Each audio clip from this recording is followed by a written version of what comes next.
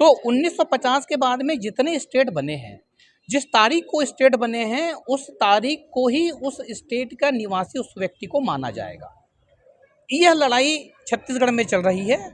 जाति प्रमाण पत्र की समस्या गाड़ा समाज की ही समस्या नहीं है, समस्त एसटी एससी ओबीसी की समस्या छत्तीसगढ़ में है। और प्रायः हम ये देखते हैं कि जाति प्रमाण पत्र बनाने में हम सभी लोगों को काफ़ी तकलीफों का सामना करना पड़ता है। कहाँ अड़चन आती है, थोड़ा मेन पॉइंट पे आप बताइए। जी, मेन कहाँ माने बड़े अधिकारी उलझाते हैं और कहाँ पर गुमराह करते हैं, वो बताइए। जाति प्रमाण पत्र में आप मूल रूप से देखेंगे तो 1950 का रिकॉर्ड एसटी एससी के लिए मांगा जाता है, ओबीसी के लिए 1984 का रिकॉर्ड मांगा जाता है।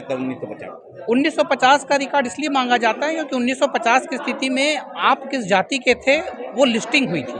पहली बार जब संविधान बना तो कौन एसटी होगा कौन एससी होगा उसकी लिस्टिंग 1950 में हुई, इसलिए 1950 का रिकॉर्ड मांगा जाता है आपकी जाति को वेरीफाई करने के लिए कि आप किस जाति के व्यक्ति हैं।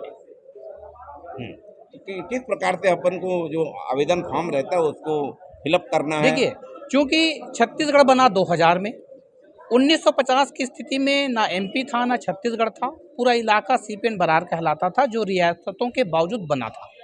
तो 1950 के बाद में जितने स्टेट बने हैं, जिस तारीख को स्टेट बने हैं उस तारीख को ही उस स्टेट का निवासी उस व्यक्ति को माना जाएगा।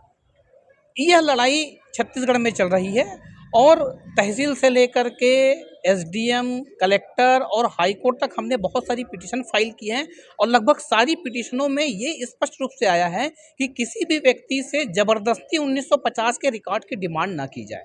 यदि उसके पास उपलब्ध ही नहीं है कोई डॉक्यूमेंट तो वो प्रमाण पत्र आप बता रहे थे, जी बिल्कुल बिल्कुल वो अनुपलब्धता प्रमाण पत्र प्रस्तुत कर दे। अनुपलब्धता प्रमाण पत्र को समझने की जरूरत है।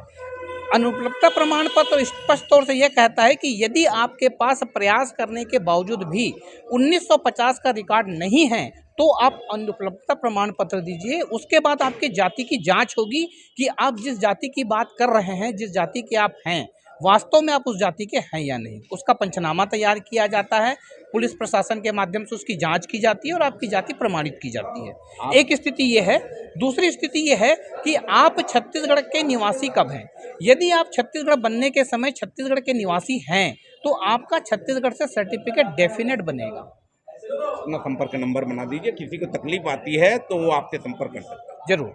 मेरा नाम लव कुमार रामटेके, अधिवक्ता छत्तीसगढ़ हाईकोर्ट। Mobile number 9827480450। रहते कहाँ हैं? मेरा प्रैक्टिस जो है वो बिलासपुर में है। सोमवार से शुक्रवार तक 5 दिन बिलासपुर रहता हूँ